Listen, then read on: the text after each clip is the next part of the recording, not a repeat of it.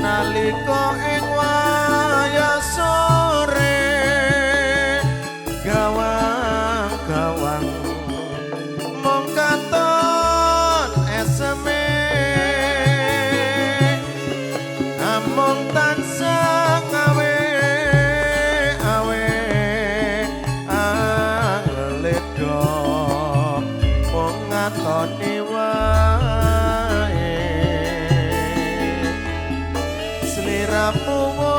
wis ora ana dumong ayu tega ninggal lunga mbok eling biyen prasetya sineksenan iline kali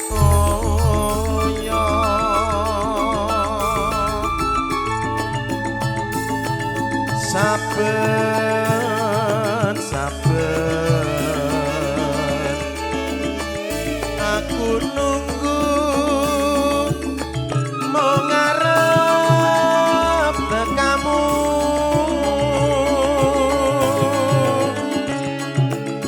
umrici ing banyu kali anambai kekasih hati.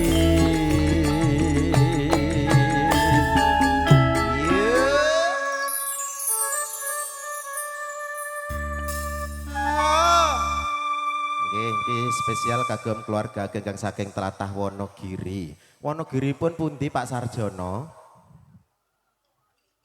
Pundi Pak? Wonogiri ini pun pundi? Pundi? Jatisrono, nggih, mung wetan kula, Pak. Manyaran.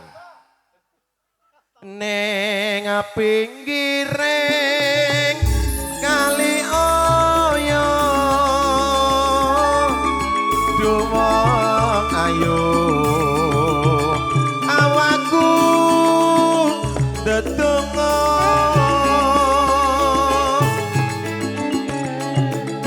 muga-muga enggal bali tak enteni ning pinggiring kali sudah langgang Palioyo spesial kagem keluarga Genggang saking tlatah Wonogiri lan bekti sakti wontenipun sugeng lelenggahan kanthi sekenso lelenggahan kanthi marang dumateng ing pegale sinambi ngrahapi pasugatan kang sampun katur saking janipun Bapak Syanto Sakluwangsa.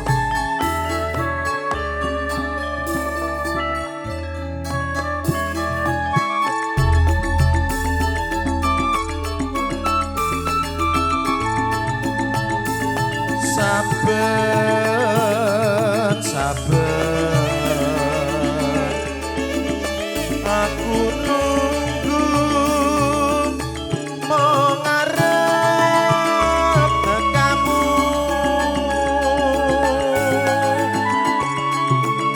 kumrici ing banyu kali anambai kekasih hati.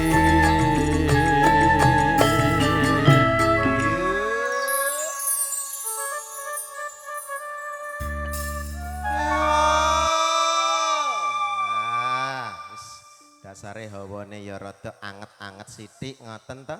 Mbah Putri mangke ngersake lagu napa? Mboten. Oh nggih lho.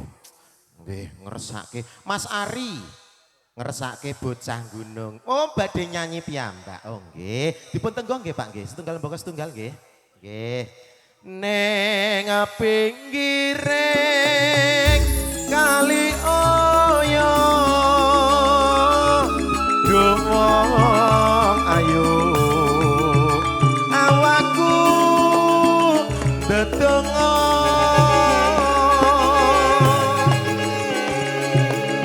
muga-muga enggal bali tak enteni ning pinggiring